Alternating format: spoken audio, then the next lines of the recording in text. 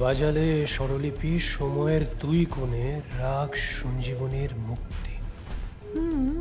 কিন্তু সময়ের দুই গুণে কেন?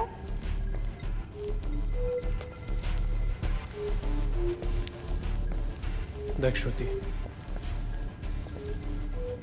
সময়ের নর্মাল টেম্পো হচ্ছে 60 বিটস পার মিনিট, আর এখানে সময়ের দুই গুণে মানে 60 into 2 as in 120 beats per minute।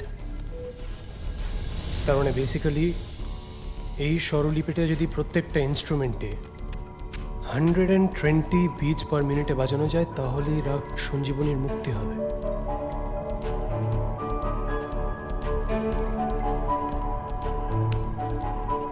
শরৎ, সেতার,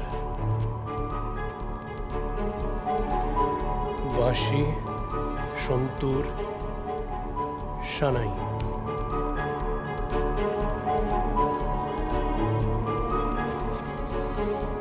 সারঙ্গী, রুদ্রবীণা। হ্যাঁ, সবই তো বুঝলাম, কিন্তু রুদ্রবীণাটা বাজাবে কে?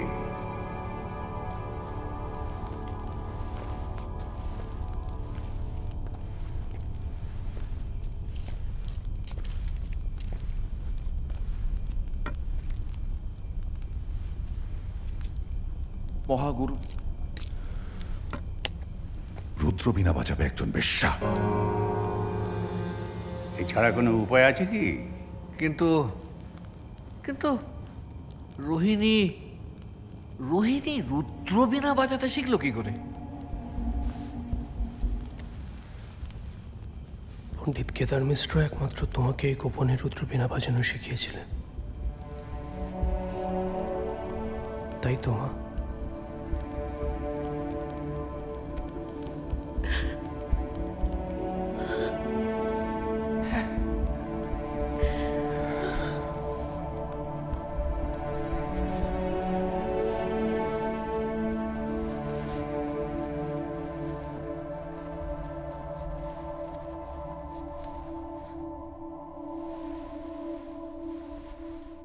রোহিণী, সব বাদ্যযন্ত্রের রাজা হলো এই রুদ্রবীণা।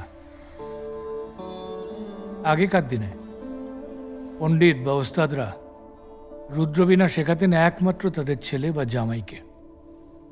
আমি যেখানে প্রথম তালিম নিয়েছিলাম সেখানে মেয়েদের রুদ্রবীণা স্পর্শ করা পর্যন্ত বারণ ছিল। তবে আমি এখন আর এসব মানি না। আমার শিষ্যদের মধ্যে রুদ্রবীণা শেখার যোগ্য একমাত্র তুমি। তবে